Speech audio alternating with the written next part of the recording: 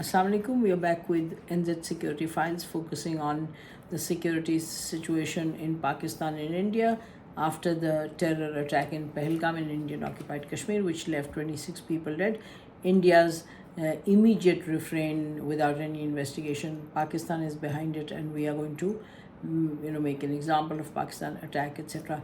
A lot of shrill, a lot of warmongering, and a lot of accusation, followed by basically power projection, kind of brandishing weapons, saying we are going out and we are going to go out and carry attacks, etc. And at the same time, basically a war situation as well, saying lots of things, lot of threats, etc. And on the home front as well, they have basically filed cases against two young women, one a singer and one an assistant professor in a university. Both these women are none of them are Muslims, but these are women who have questioned India and India's intelligence failure in this case, and said other things. And the charge against them is that their social media posts have gone viral in Pakistan and it's against Indian interests, etc. So cases against these women. But in Indian occupied Kashmir, what they've done is they're going for collective punishment. They are razing to the ground people's homes who they're claiming are terrorists. I was reading a post in one of the social media accounts, Facebook accounts, where somebody had written that my old father is standing here and close to me, and our house is being razed to the ground, and that's all our earnings, all our whatever we'd earned is in that house, and they're just destroying everything, leaving us essentially penniless. And that's what Meerwise, the Kashmiri leader, has also complained about, that India is going for collective punishment. So that's what India is doing inside Indian occupied Kashmir. Essentially, what that means is that they're just further alienating the Kashmiris. We'll come to this factor of alienation a little later. As far as Pakistan is concerned, Pakistan has launched a diplomatic offensive, a pushback to the Indian story and to this Indian warmongering. They've talked to the Saudis, to the Chinese, to the Qataris, Saudis, etc., and to the Turks. And everybody, especially the Chinese and the Turks and the Saudis, have assured Pakistan, their support. And Turkey and China particularly have said we stand by Pakistan's security, and Pakistan's security has to be assured. The Saudis have said the same to Pakistan, and UK, etc., have said we will, ask India to restrain itself. That's what we'll advocate. There's a United Nations Security Council statement that's come out as well, condemning the attack and calling for working together to end terrorism. So basically, that's what the situation is diplomatically. As far as the military dimension is concerned, India carrying out its military threat, we're going to go across the LOC, we are going to occupy ABC. It seems that the Indian government's initial rhetoric and warmongering has been toned down somewhat by what the Indian experts are saying in terms of Indian capabilities, and then Pakistan's capabilities, near matching capabilities. And obviously there's the conventional capabilities, and then there's the nuclear weapons as well.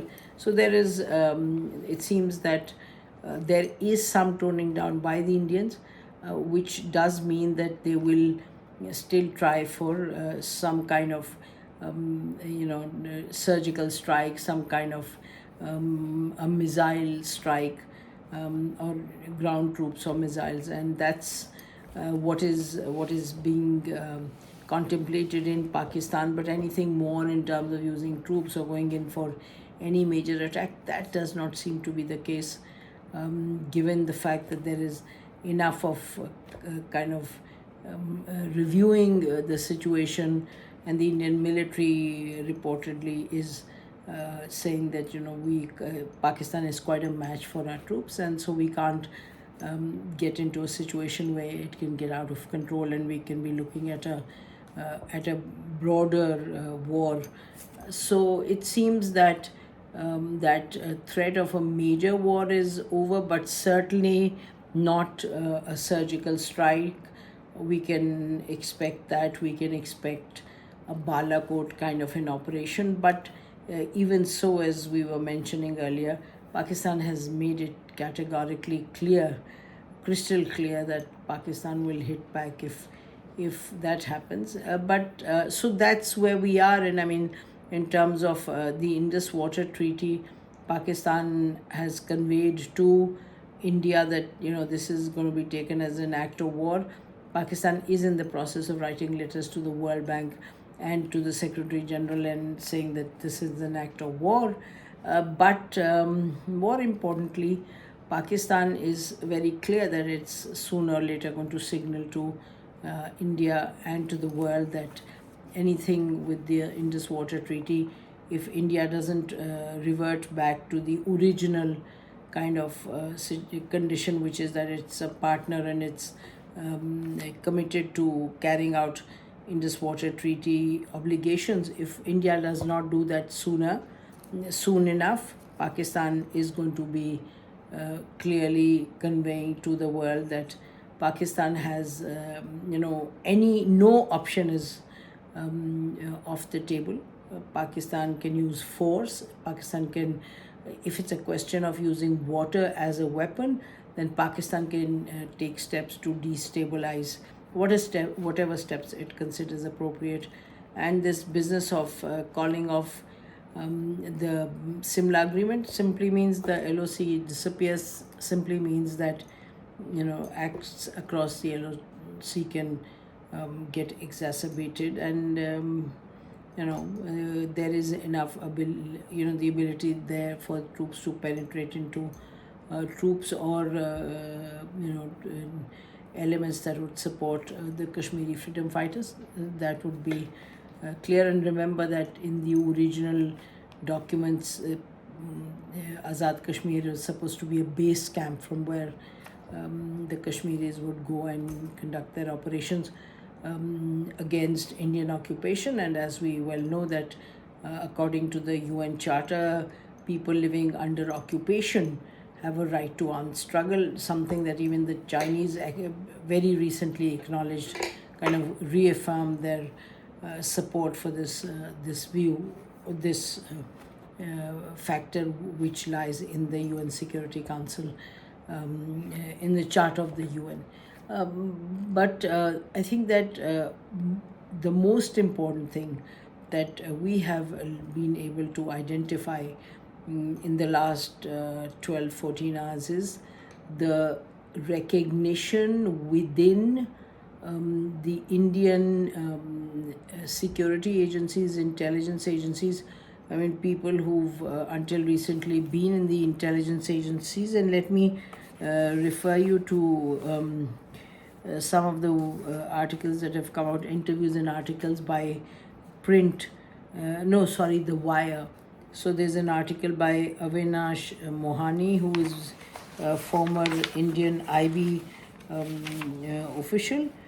He was with the IB for many years and specializes in Jammu and Kashmir. And his point is very clear. He writes a longish article in which he says that the support that the proxy groups get inside Jammu and Kashmir is very clear. The alienation is quite widespread. Alienation of the Kashmiris vis-a-vis the Indian state, and also, I mean, the fact that the Indian government has acknowledged that there was an intelligence lapse, but I mean, one wouldn't make too much out of it, other than the fact that if there isn't sufficient intelligence coming to the intelligence setups in Jammu and Kashmir, it means obviously that the kind of support that they're expecting from the local Kashmiris, they're not getting. And, post the elections, Umar Abdullah was not given the power, in fact, in Jammu and Kashmir, because BJP didn't get its chief minister. And in fact, there's a governor that has been put out there. And according to not only Avinash Mohane, but Ajay Shukla, another IB person, and Mr. A.S. Dulat, the situation in Kashmir post 2019, which India, especially according to Mr. Ajay Shukla, that India maintained, and India claimed that 2019 August, the steps taken to end this Jammu and Kashmir status as a state and make it part of the Indian Union, that step never led to the normalcy, never led to stability, never led to peace that the Modi government had claimed. In fact, according to Mr. Jay Shukla, it's the policy is in tatters, and 100% the claim is wrong and baseless, that August 2019 has meant that Jammu and Kashmir is now under Indian control and that there's peace there. So I would just end it making this point that amongst all other things, what we do see is that again the Jammu and Kashmir issue gets reignited. The issue of Indian occupation is revived, which for the last few years was lying somewhat dormant, although the Indian excesses were being committed. We have people like Yasin Malik and people like Khurram Parvez and others in jail. And right now, after Pahalgam, according to articles in The Wire, about 2,000 and some claim 4,000, thousands of Kashmiris have been put behind bars. Kashmiris in different parts of India were targeted, and I think that there was, about 2 people had been actually killed. So this is a situation which is pretty bad, and it's not helping. It's it's leading to greater alienation by the Kashmiris, and there's only one way forward on this. There's only one way forward, and that is dialogue between India and Pakistan, factoring in the concerns and the aspirations of the Kashmiris, very much like the 4-point formula, the dialogue that had started during General Musharraf's time. That's really the answer.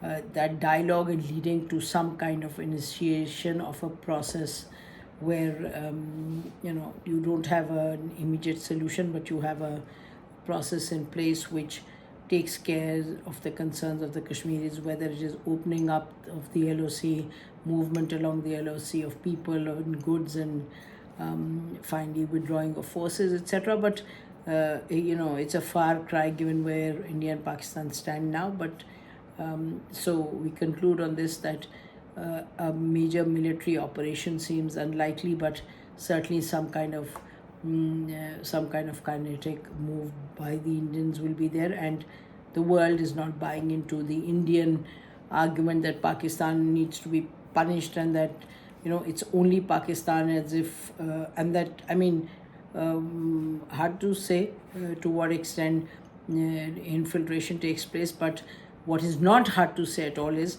that the Kashmiri issue and the Kashmir issue in the Indian occupation is a factor that will continue to create instability and potential violence and confrontation in the region. From us, this is for now.